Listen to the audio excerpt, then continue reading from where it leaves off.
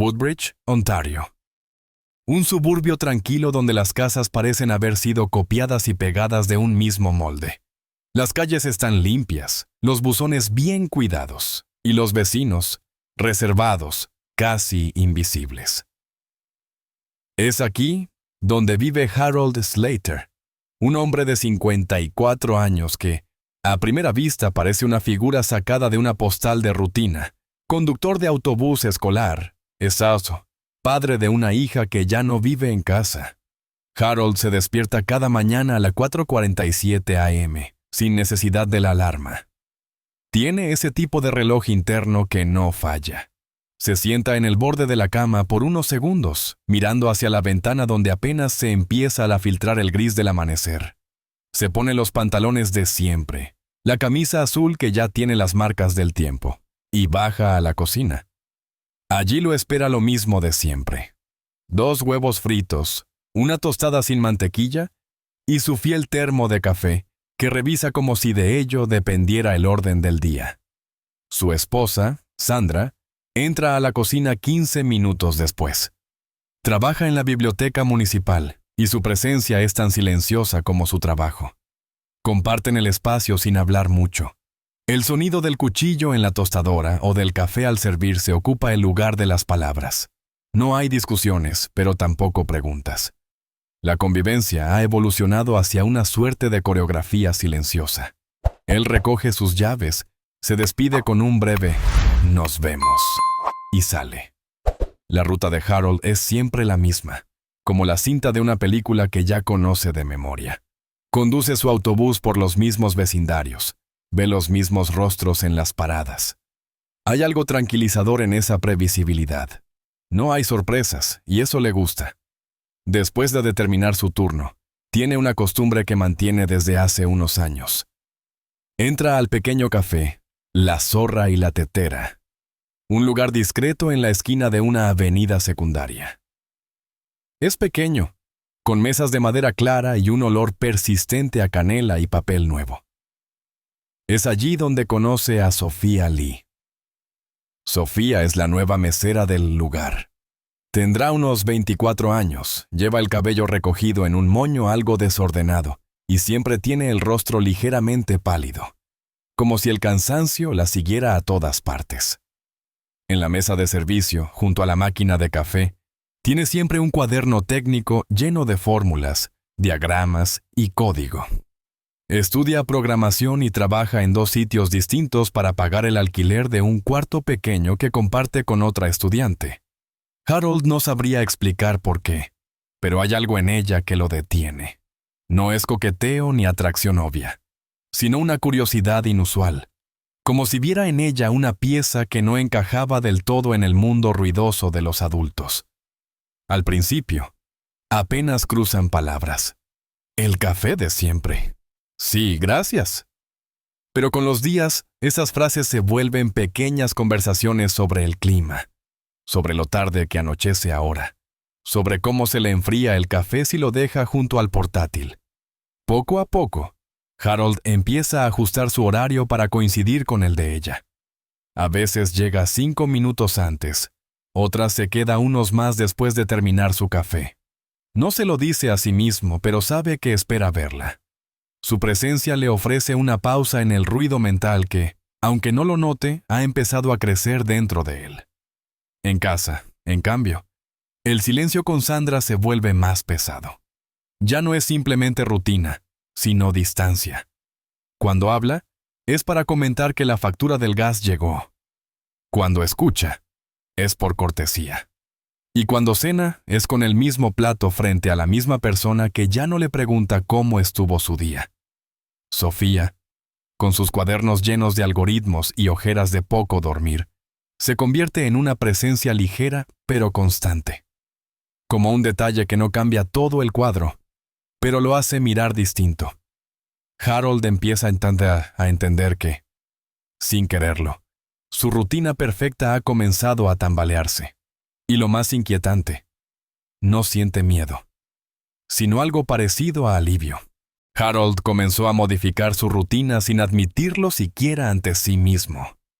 como si los cambios se deslizaran lentamente por debajo de su conciencia, instalándose en su vida con la sutileza de una hoja cayendo al suelo sin hacer ruido. Y pronto dejó de almorzar en la sala de descanso del depósito para preferir exclusivamente el café donde trabajaba Sofía, encontrando en ese lugar no solo una taza caliente, sino una excusa invisible para pertenecer a algo más que su trayecto entre el volante y la soledad. Llegaba con un café adicional en mano, uno que compraba en una cafetería distinta, más cara, solo para entregárselo a ella con un comentario tímido sobre cómo lo preparaban mejor allí, esperando una sonrisa que a veces no llegaba y que, cuando lo hacía, duraba apenas segundos, como si el cansancio de Sofía le impidiera sostener cualquier gesto que no fuera funcional. Empezó a llevarle servilletas con chistes sobre programadores impresos en tipografía pixelada, detalles que encontraba en tiendas online a altas horas de la noche, mientras Sandra dormía en la habitación contigua, ignorando que su esposo invertía tiempo y atención en alguien más. Sofía no rechazaba los gestos, pero tampoco los alentaba. Los aceptaba con una cortesía austera, como si supiera que decir que no era más desgastante que aceptar en silencio, mientras su mirada seguía fija en el código que escribía en su portátil y sus dedos, delgados y rápidos, pulsaban teclas con la misma urgencia con la que respiraba entre tareas y turnos dobles. Harold, al observarla, no sentía deseo, sino una necesidad confusa de proteger, de ofrecer un alivio que no sabía explicar, como si ayudarla lo redimiera de algo que ni él mismo comprendía del todo. Y se repetía a sí mismo que no había nada más que una voluntad genuina de colaborar, de ser útil, como si eso justificara la creciente frecuencia de sus visitas y el modo en que esperaba, sin decirlo, encontrarla tras la barra. En casa, su relación con Sandra se redujo a intercambios sobre la compra semanal, el horario del gas o alguna llamada de la hija que, al escuchar el tono de su padre, decidía colgar con rapidez, percibiendo que algo se había desplazado, aunque no pudiera nombrarlo. Mientras tanto, Sofía vivía días milimétricamente organizados entre clases, trabajos y transporte público, apenas recibían, respirando entre responsabilidades, ahorrando cada dólar con la esperanza de un futuro remoto en el que pudiera trabajar de forma remota y abandonar la ciudad sin mirar atrás. Y fue durante una de esas breves conversaciones sobre proyectos cuando Harold mencionó que alguna vez pensó en abrir una tienda en línea de productos automovilísticos, una idea vieja que había enterrado junto con su entusiasmo años atrás, pero que ahora revivía con fuerza al ver el conocimiento técnico de ella. Sofía, con la cabeza llena de algoritmos y listas pendientes, aceptó revisar el material con una mezcla de curiosidad y cautela, marcando el inicio de una colaboración informal que Harold interpretó como un puente hacia algo más que un simple intercambio profesional. Motivado por esa chispa, abrió una cuenta bancaria aparte, invisible para Sandra, y empezó a destinar fondos hacia la posible web, comprando dominios, investigando servidores y pagando suscripciones sin rendir cuentas a nadie, mientras en su trabajo le ofrecieron un ascenso que lo tomó por sorpresa y que, en vez de emocionarlo, le generó dudas sobre si aún quería seguir en esa misma línea recta que había recorrido por años. Sus prioridades, antes sólidas como el concreto, comenzaban a resquebrajarse sin que él supiera cómo ni cuándo empezó la fractura. Sofía, después de varias semanas de interacciones constantes y gestos cada vez más personales por parte de Harold, decidió trazar una línea clara entre ellos.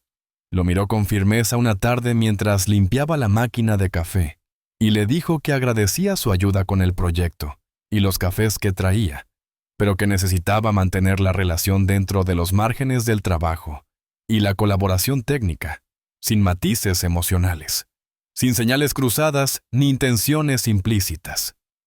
Él asintió con calma. Dijo que lo entendía, pero al salir del local sentía que algo se le había desmoronado por dentro, como si hubiese perdido un mapa invisible que lo guiaba en los últimos días. Y aunque intentó convencerse de que nada había cambiado realmente, supo que desde ese momento su presencia ya no sería esperada sino tolerada. Mientras tanto, en el depósito donde trabajaba, Su jefe directo comenzó a notar irregularidades en los turnos de Harold, pequeños desvíos en el horario, entradas y salidas no registradas con la precisión habitual. Y aunque nadie lo confrontó directamente, se generó un murmullo silencioso entre los colegas que no pasaba desapercibido, como un aire espeso que llenaba el descanso del mediodía. En casa, Sandra observaba con una mezcla de sospecha y resignación cómo su marido llegaba más tarde, cómo evitaba el contacto visual y se encerraba en la computadora por las noches, sin explicar qué hacía ni por qué había disminuido tanto la conversación entre ellos. Ella no hacía preguntas directas, pero sus miradas se volvían más largas, más pesadas, y su silencio pasivo. Era como una habitación donde el aire ya no circula, donde cada gesto parecía esconder una advertencia no dicha. Un día, la hija de ambos, Ellie, llamó de improviso. Una de esas llamadas que solían alegrar a Harold, pero en ese momento él decidió no contestar. Dejó el teléfono sonar mientras su vista seguía fija en la pantalla donde cargaba los primeros archivos del sitio web que preparaba con Sofía, como si la voz de su hija representara un eco de una vida que ya no sentía propia. Harold gastaba dinero sin control, sin mencionar nada a Sandra, comprando equipo, pagando por hosting, consultando con freelancers que le ayudaran a estructurar la tienda virtual, como si ese proyecto compartido fuese ahora el único lugar donde su vida adquiría forma y propósito. En ese trance de inversiones secretas y ausencias emocionales, se atrevió a proponerle a Sofía una colaboración más constante, un trabajo en conjunto para lanzar formalmente el sitio, con tareas claras, con división de roles, como si eso pudiera devolverle una estructura emocional que sentía perdida. Sofía aceptó, pero fue tajante en su condición, que no hubiese dobles intenciones, que su relación se mantuviera profesional, sin ambigüedades, sin confusiones, porque no estaba dispuesta a formar parte de ninguna historia personal que no hubiera elegido escribir. Harold aceptó sin protestar, con una sonrisa que no alcanzaba a sus ojos, sabiendo en el fondo que aunque el vínculo seguía, ya no era suyo, sino de ella. Una mañana, sin aviso previo ni mensaje, Sofía no apareció en el café, y Harold, que ya se había acostumbrado a verla como parte de su rutina invisible, sintió una alarma interna que no pudo ignorar. Así que después de su turno condujo hasta su edificio, un bloque gris y funcional en las afueras, donde el único adorno eran los buzones metálicos que reflejaban el frío de abril. Al subir las escaleras, se cruzó con un joven delgado, de camiseta blanca y auriculares, que al verlo detenerse frente a la puerta de Sofía, lo miró con desconfianza y le dijo que ella estaba enferma, que no había salido en todo el día, y que él mismo había dejado algo de comida en la entrada, porque la escuchó toser desde el pasillo. Harold dejó también una bolsa con frutas, pan, y una nota escrita a mano que decía, «Espero que mejores pronto», y se marchó con una inquietud que lo acompañó durante todo el día, una sensación de que algo había cambiado, aunque no supiera aún qué. Al día siguiente, volvió a posar por su departamento, esta vez con sopa casera que preparó en la cocina sin decirle nada a Sandra, quien solo notó que faltaba caldo en la nevera, y no preguntó nada. Sofía abrió la puerta lentamente, con una expresión pálida y los ojos apagados por el cansancio. Vestía ropa cómoda, el cabello recogido sin cuidado, y hablaba con voz suave, como si el esfuerzo de sostener el diálogo le costara más de lo que podía dar. El interior del departamento era pequeño pero organizado, con libros técnicos apilados en una esquina, una lámpara sin pantalla y un portátil abierto con la batería a punto de agotarse, lo que para Harold fue una postal de esfuerzo silencioso y abandono emocional. Se ofreció a ayudarle con las compras, con las tareas, incluso con la limpieza, y ella, sin entusiasmo pero sin resistencia, lo dejó quedarse un rato, quizás por agotamiento, o porque en ese momento no tenía fuerzas para rechazar ayuda. Durante esos días, las conversaciones entre ellos se hicieron menos frecuentes, y aunque Harold intentaba hablar sobre el proyecto, sobre nuevas ideas o cambios en la web, ella respondía con monosílabos, como si su mente estuviera en otro sitio, fuera del alcance de cualquier entusiasmo compartido. Lo que él no sabía era que Sofía había comenzado a dudar de todo, del proyecto, de su participación, de si realmente quería seguir mezclando su vida con la de un hombre que parecía necesitarla más de lo que ella estaba dispuesta a dar. A los pocos días, regresó al trabajo, aún débil, pero con una nueva determinación en la mirada. Y lo primero que hizo fue pedirle a Harold que no volviera a pasar por su casa sin previo aviso, que respetara los espacios, que entendiera que su ayuda no le daba derecho a invadir su vida privada. Ese mismo día, el jefe de Harold lo citó a una reunión para discutir sus cambios de turno, su inasistencia reciente y las horas que no coincidían con el sistema interno de registro, señalando que la empresa necesitaba orden, no excepciones. Al regresar a casa, encontró a Sandra sentada en silencio, hojeando un libro sin pasar las páginas. Y cuando él entró, levantó la vista un instante y dijo con una calma cortante: «No necesito saber dónde estuviste. Pero quiero que sepas que ya no estoy fingiendo que no lo sé». Y volvió a mirar el papel como si nada. Harold, en vez de responder, se encerró en su estudio. Abrió la laptop y trató de concentrarse en el sitio web. Pero incluso las líneas de código le parecían ahora lejanas, inútiles, como si todo lo que construía estuviera destinado a derrumbarse desde adentro. Sofía, agotada por semanas de tensión acumulada y con la claridad que llega solo cuando se toca el límite del aguante, tomó una decisión que cambiaría todo el curso de los hechos sin posibilidad de retorno. Así que una tarde templada, después de terminar su turno en el café, marcó el número de Sandra. Encontró su voz firme pero vacía al otro lado del teléfono y le pidió encontrarse en un parque discreto, lejos del bullicio del centro, sin pretextos ni explicaciones vagas, solo una cita breve para decir lo que necesitaba decir. Sandra aceptó sin mostrar sorpresa, como si hubiera esperado ese momento desde hacía tiempo, como si su silencio fuera apenas una forma de contención. Y cuando se vieron, no hubo saludos ni gestos innecesarios, solo dos mujeres sentadas en un banco, una mirando el suelo, la otra al horizonte, unidas por la sombra de un hombre que ya no sabían cómo definir. Sofía habló con un tono tranquilo, casi académico, relatando los hechos como una cronista que no busca culpables sino verdad.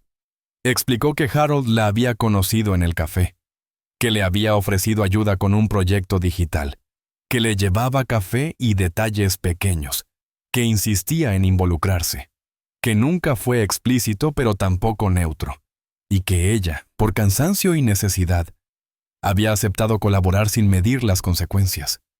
Dijo que no había habido romance, que no quería provocar daño, que no buscaba ni cercanía ni conflicto, que simplemente ya no podía sostener más la ambigüedad, ni tolerar el vacío emocional en el que Harold parecía perderse cada vez más.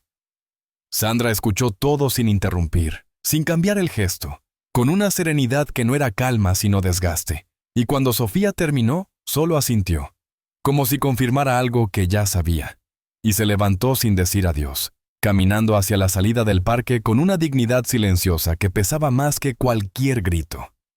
Esa misma noche,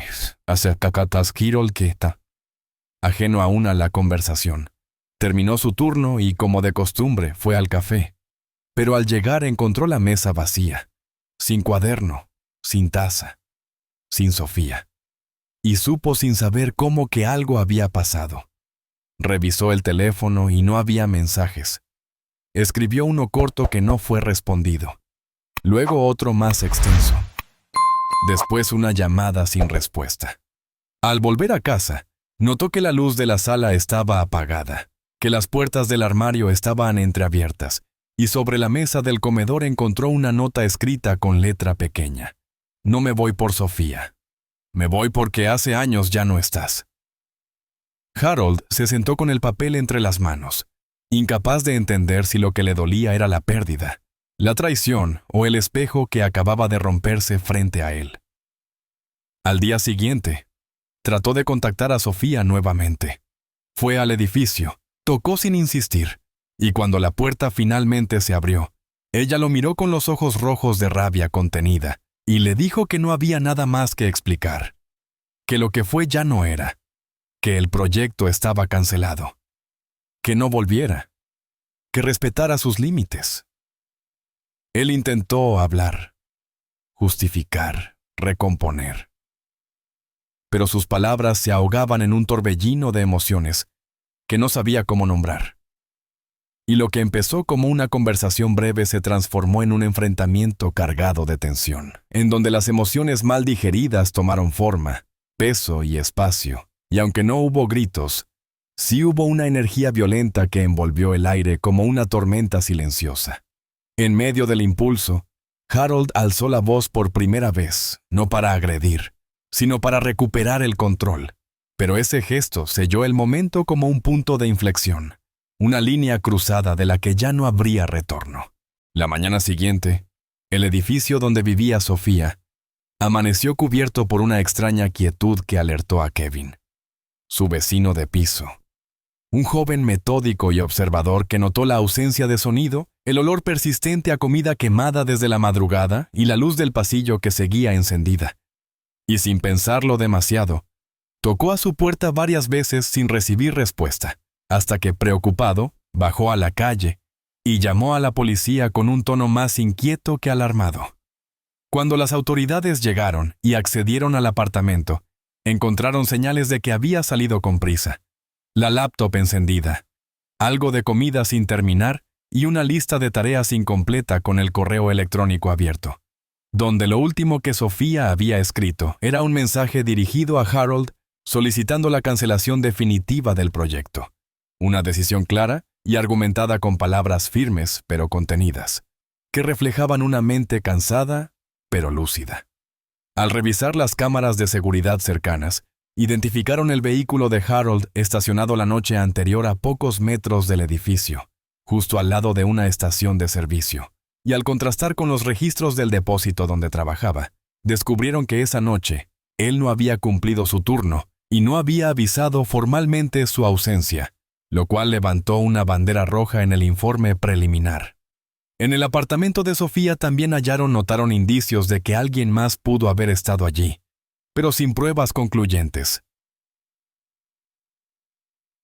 Por lo que la línea de investigación se estrechó rápidamente hacia Harold, quien a esa hora se encontraba en su casa, revisando compulsivamente su teléfono, buscando alguna señal de vida de Sofía mientras Sandra ya no estaba y el silencio de la casa se volvía insoportable. Cuando la policía llegó para interrogarlo, Harold intentó mostrarse sereno, pero sus respuestas eran incoherentes, se contradecían con los registros, y su lenguaje corporal lo traicionaba a cada segundo. Primero negó haber estado cerca del edificio, luego dijo que solo pasó para dejar un mensaje. Más tarde afirmó que hablaron brevemente, hasta que finalmente aceptó haber ingresado al departamento solo por unos minutos, pero insistiendo en que no ocurrió nada fuera de control.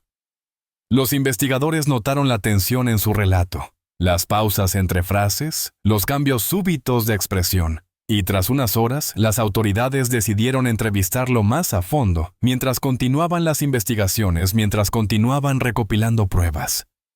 La noticia comenzó a correr por Woodbridge de forma sutil, sin titulares ruidosos, pero con ecos que se repetían en las cafeterías, en las salas de descanso, en los pasillos del trabajo, donde sus compañeros evitaban nombrarlo en voz alta como si así pudieran mantener la normalidad intacta.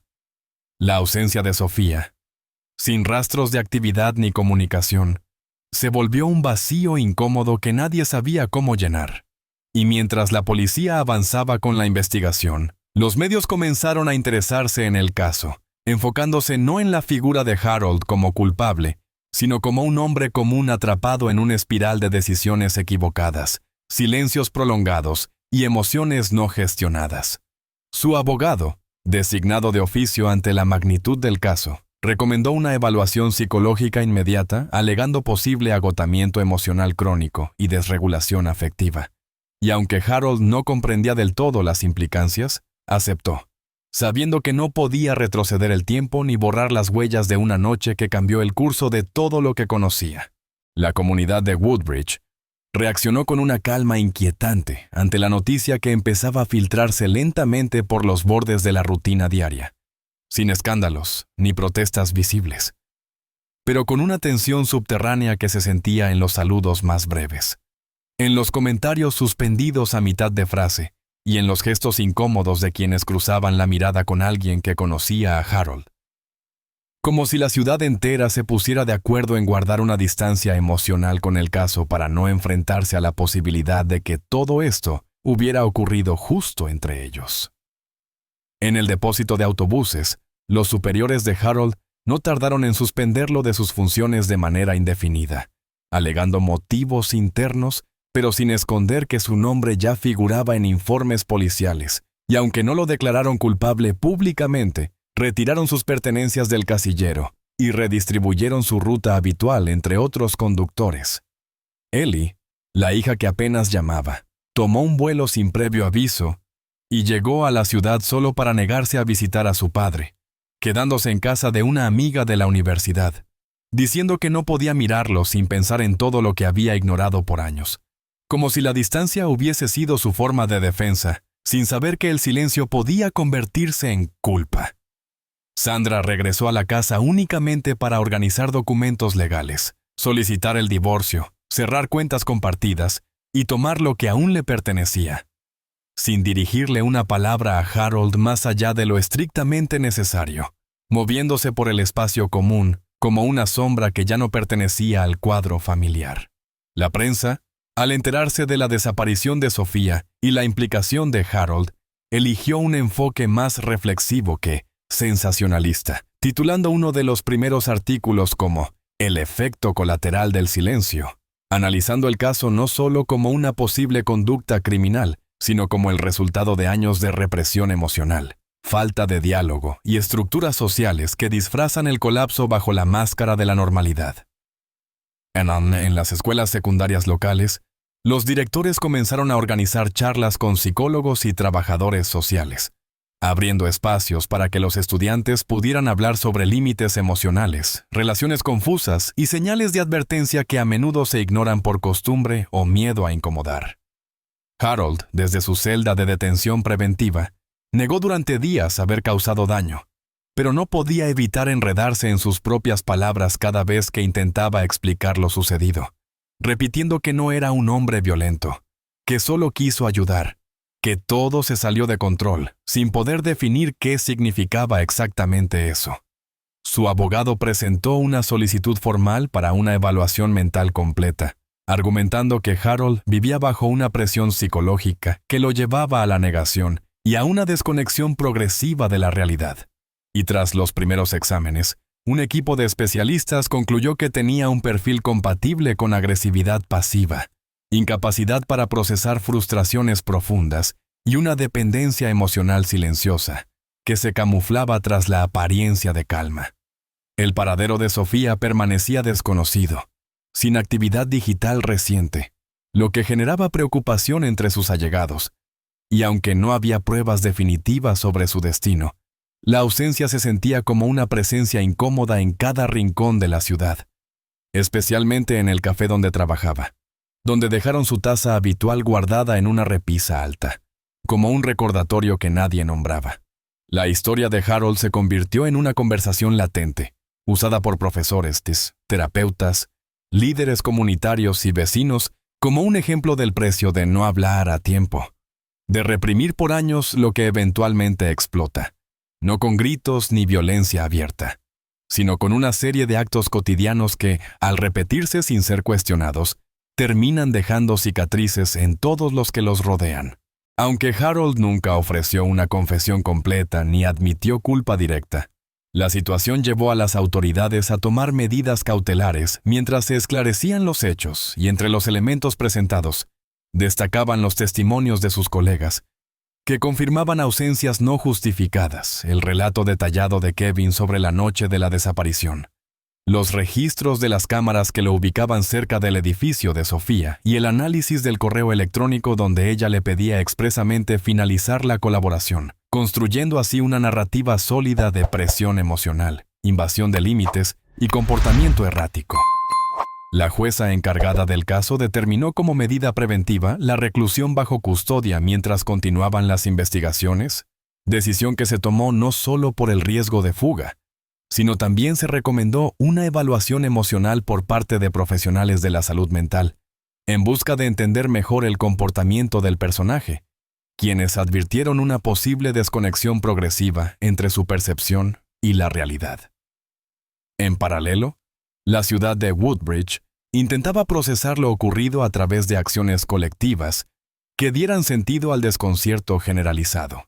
Y una de las primeras medidas fue la apertura de una línea directa de apoyo psicológico para personas afectadas por conflictos emocionales dentro del hogar. Una iniciativa impulsada por el mismo ayuntamiento que hasta entonces evitaba tomar postura pública. La biblioteca donde trabajaba Sandra organizó una jornada especial bajo el título Vidas fracturadas por el silencio. Un evento que combinaba lectura de textos, charlas con psicólogos comunitarios y espacios de reflexión, donde se discutía cómo las emociones no expresadas pueden derivar en acciones que nadie imagina posibles. Mientras tanto, Harold permanecía en aislamiento preventivo, sin acceso a noticias más allá de lo que su abogado le comunicaba, y aunque seguía sin aceptar responsabilidad total, su discurso empezó a mostrar fisuras, dudas, momentos en los que la culpa se filtraba entre frases como «yo solo quería ayudarla» o «no pensé que fuera tan grave». Declaraciones que no aliviaban el peso de las pruebas, sino que lo hundían más en la confusión que había generado. La defensa, en un intento por reducir la pena potencial, solicitó una segunda evaluación psiquiátrica, esta vez con énfasis en la posibilidad de una alteración disociativa temporal. Algo difícil de demostrar, pero que abriría una vía legal menos severa si se lograba establecer un patrón de conducta vinculado al estrés emocional crónico. En el plano personal, el proceso de divorcio con Sandra avanzaba rápidamente, sin oposición ni mediación. Y con ello también comenzó la disputa por los bienes compartidos, entre ellos la casa, las cuentas bancarias y el automóvil. Aunque ella dejó claro que lo único que quería era cerrar el capítulo sin escándalos ni demoras. Ellie, por su parte, se negó a mantener cualquier tipo de contacto. Incluso rechazó las cartas que Harold intentó hacerle llegar desde el centro de detención, devolviéndolas sin abrir y pidiendo formalmente ser excluida de cualquier procedimiento legal que la involucrara. El antiguo lugar de trabajo de Harold también reaccionó de manera institucional, creando un nuevo protocolo de seguimiento psicológico para conductores y personal administrativo, incorporando entrevistas periódicas, líneas anónimas de atención y talleres sobre manejo del estrés, en un esfuerzo por evitar que una historia similar volviera a repetirse. La ciudad, marcada por la ausencia aún inexplicable de Sofía, entró en una etapa de reflexión colectiva, donde los medios dejaron de enfocarse únicamente en el hecho criminal para analizar el trasfondo social y emocional de lo ocurrido. Y así, el nombre de Harold Slater dejó de ser el de un simple conductor para convertirse en un caso de estudio. Una advertencia viva sobre los efectos acumulativos del silencio emocional y la falta de límites claros.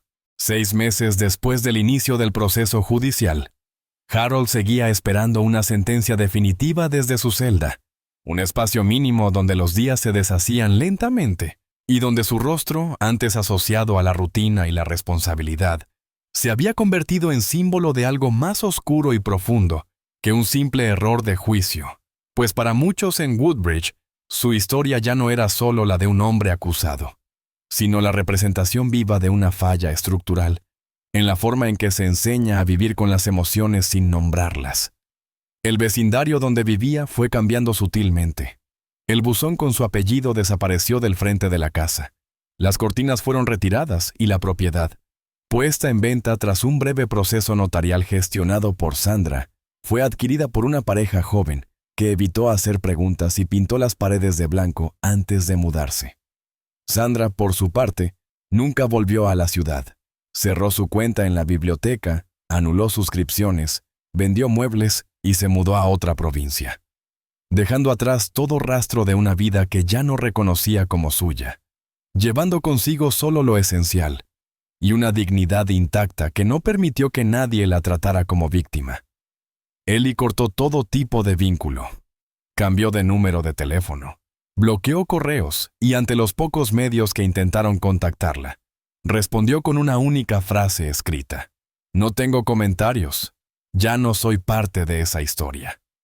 En cuanto a Sofía, su nombre seguía apareciendo en el sistema policial como persona desaparecida, sin actualización, sin rastros digitales nuevos, sin actividad en cuentas bancarias ni redes, y su estatus legal quedó congelado en un limbo burocrático que no permitía cerrar el caso, ni declarar nada en firme, como si su ausencia misma se hubiera convertido en una especie de presencia constante que se resistía al olvido.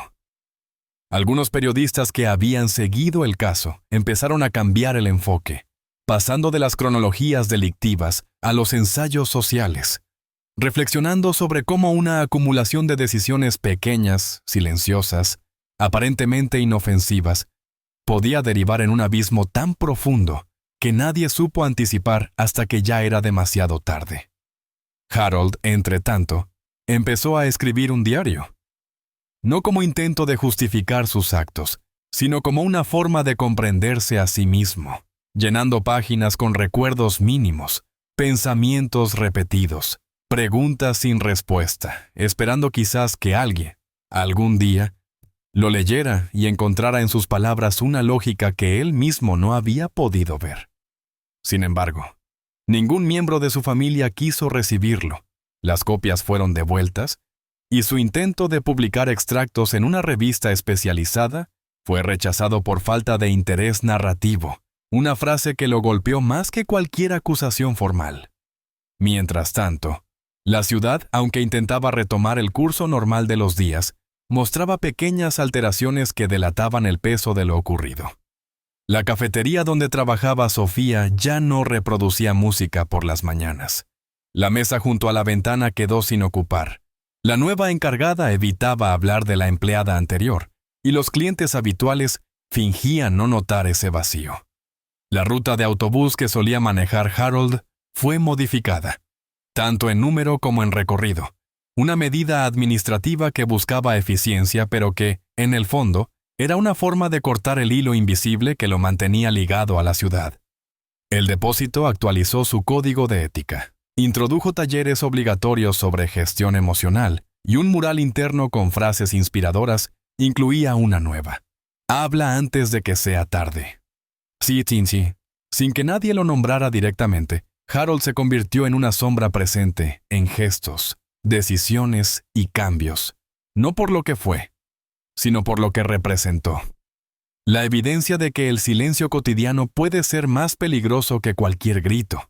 Un año después de la desaparición de Sofía, la ciudad de Woodbridge inauguró en uno de sus parques principales una instalación artística titulada Condición del Silencio.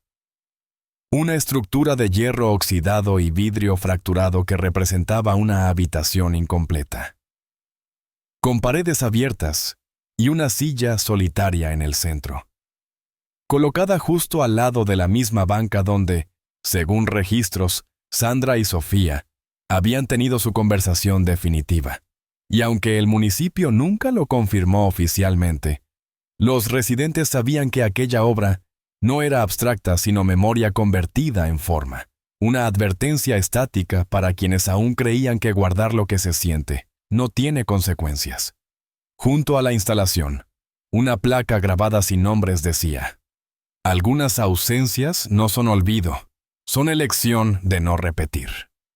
Y con el tiempo se volvió un punto de encuentro discreto para personas que atravesaban rupturas emocionales, despedidas silenciosas o duelos invisibles, transformando el lugar en una especie de altar civil para todo lo que no se dijo a tiempo. Nadie hablaba ya de Harold por su nombre, ni en voz alta ni en susurros, como si el peso de su historia obligara al lenguaje a bordearla sin tocarla. Y aunque su caso judicial fue cerrado sin sentencia definitiva debido a la falta de pruebas concluyentes sobre el destino de Sofía, permaneció bajo régimen de libertad condicionada en una residencia vigilada a las afueras de la provincia, donde pasaba los días sin visitas, sin correspondencia y sin respuestas a las preguntas que lo habían torturado desde el inicio.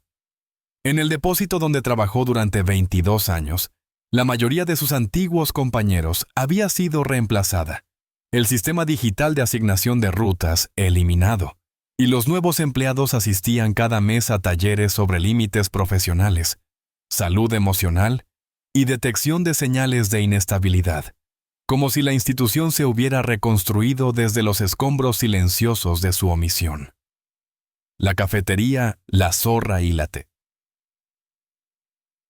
tetera cambió de administración, renovó el mobiliario, pintó las paredes de colores cálidos y contrató a un equipo nuevo que jamás escuchó el nombre de Sofía. Pero los clientes más antiguos notaron que, a pesar del ambiente más moderno, cada mañana seguía habiendo una ausencia sutil. No se reproducía música entre las 7 y las 9, el horario en el que ella solía abrir el local, y aunque nadie preguntaba por qué, todos lo respetaban. Así, la historia de Harold no fue ampliamente conocida, pero dejó una huella silenciosa en quienes lo rodeaban, sino en detalles cotidianos que susurraban su legado sin pronunciarlo.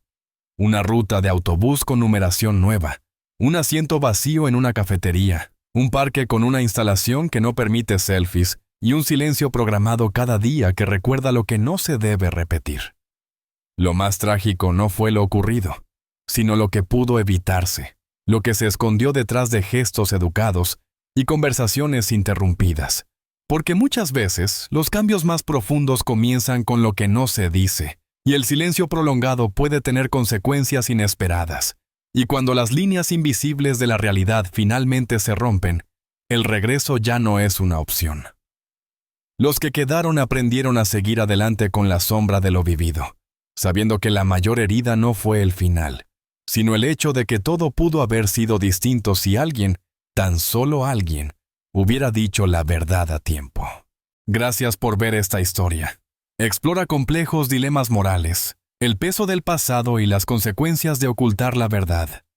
Esta trama invita a reflexionar sobre el poder de la elección y la responsabilidad por nuestras acciones. Esta historia es una obra de ficción y no está basada en hechos reales, ni en personajes reales. Su propósito es generar reflexión sobre cuestiones morales y éticas, y no justificar ni aprobar las acciones de los personajes. No apoyamos ni justificamos las acciones del protagonista, en particular sus intentos de ocultar la verdad y evadir la responsabilidad. Al contrario, la historia muestra cómo las decisiones mal tomadas pueden tener consecuencias devastadoras y resalta la importancia de la honestidad, la responsabilidad y el arrepentimiento. Invitamos a los espectadores a no imitar ninguna acción destructiva o ilegal descrita en la historia. Si usted o alguien que conoce se encuentra en una situación moral o vital difícil, no dude en buscar ayuda de profesionales o de organizaciones de apoyo. Recuerde que la verdad y la responsabilidad siempre son la mejor elección.